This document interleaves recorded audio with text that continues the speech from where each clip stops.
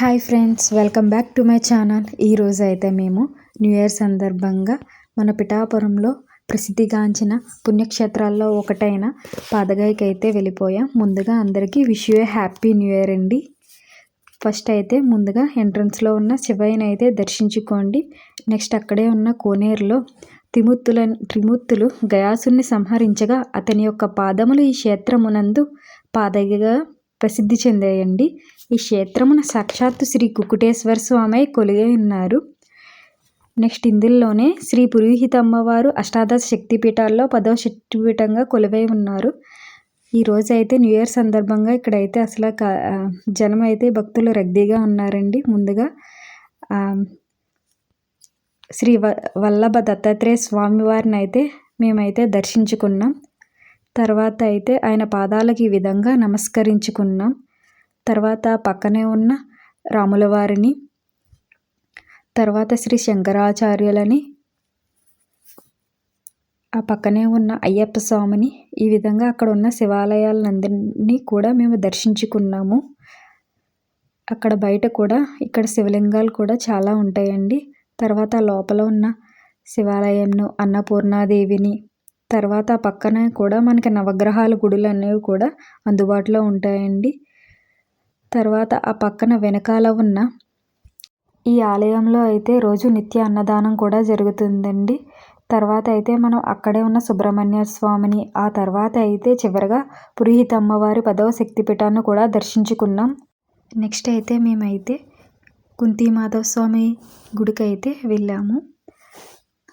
అక్కడ మేము వెళ్ళినప్పుడు స్వామివారు అయితే మాకు ఆ గజస్తంభం దగ్గరే దర్శనం అయితే ఇచ్చారండి.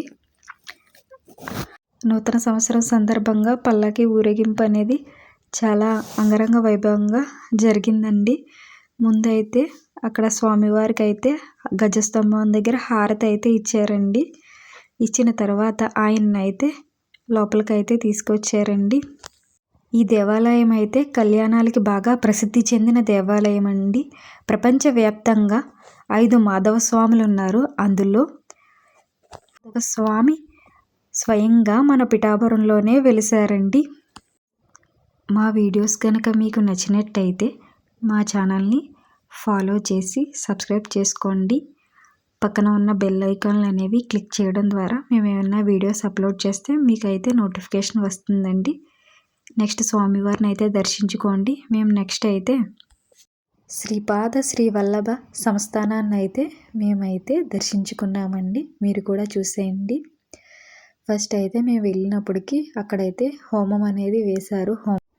ఇక్కడైతే సంతానం లేని వారికి, అదేవిధంగా ఉద్యోగం, ప్రశాంతత లేని వారికి అయితే స్వామివారి సన్నిధిలో అయితే ఈ విధంగా కొబ్బరికాయలను అయితే కడతారండి. స్వామివారిని కూడా మీరైతే దర్శించుకోండి.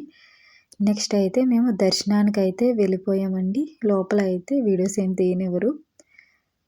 మనం షిరిడి ఏ విధంగా వెళ్ళి దర్శించుకుంటామో అట్నుంచి వాళ్ళు కూడా ఈ దేవాలయాన్ని ప్రసిద్ధిగా దర్శించుకుంటారు. ఇక్కడైతే ఈ దేవాలయంలో అయితే చాలామంది ఈ విధంగా ఇక్కడే ఉండి దత్తాపారాయణం చేసుకుంటారండి.